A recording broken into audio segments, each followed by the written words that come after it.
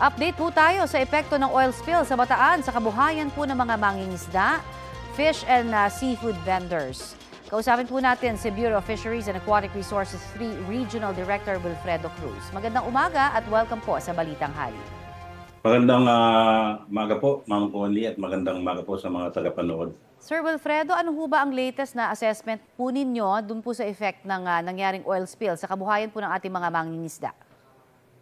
So far po naman, based doon sa mga sensory evaluation na ginagawa ng BFAR, clear naman po yung mga isda natin. But of course, nagpatupad po kasi ng ban sa fishing ban yung within 4-kilometer radius yung bayan ng Limay. But yung ibang provinces po na medyo malayo po yung oil spill dahil nag-southward nga po ay maayos naman po at safe naman po kainin yung ating mga isda dito sa bandang Bataan po, maliban sa bayan ng Limay saka po ng Maribeles. Okay, so dalawang lugar lamang po ang tinitingnan natin na hindi paligtas para ho pagkunan ng ating mga isda. Yung Maribeles at Limay lamang ho? Yes po, nire-recommend po dahil siya po ay nasa ground zero. Although yung mga based naman sa sensory evaluation ay pumapasa din naman po. But of course, nire-recommenda natin dahil sila ay nasa ground zero. At of course, sinusugan naman po ito ng Executive Order number 32 na inilabas ng municipal government po ng Limay na binaban po yung 4 kilometers radius na fishing sa kanilang area. Okay, I see. Pero yung mga parameters po na tinitingnan po ninyo para magdeklara ho ng fishing ban, ano-ano ho ba? Of course, based yun pong ating sensory evaluation at yung inintay pa po nating analysis sa polycyclic aromatic hydrocarbons which expected to be released next week po.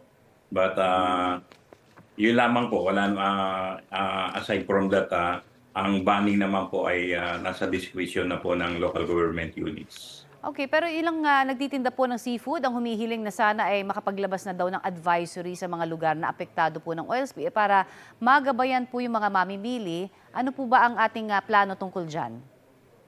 Ang provincial government naman po ng Cavite, naglabas sila ng Executive Order number 38 na banning the collection and selling. So until such time na mali po yun, so nasa local government din po yun. But ang BFAR 4A and NCR naman po ay tuloy-tuloy din naman po ang araw-araw din ng pagkoconduct ng sensory evaluation. So since meron po tayong executive order in effect, so kailangan po ano po dyan.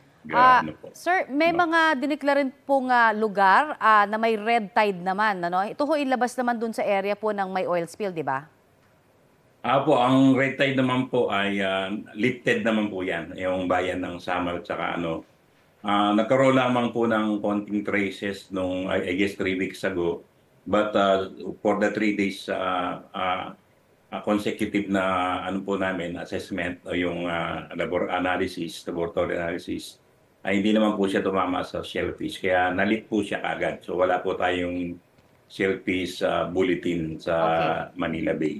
Marami pong salamat. Yan po naman si BFAR Regional Director Wilfredo Cruz.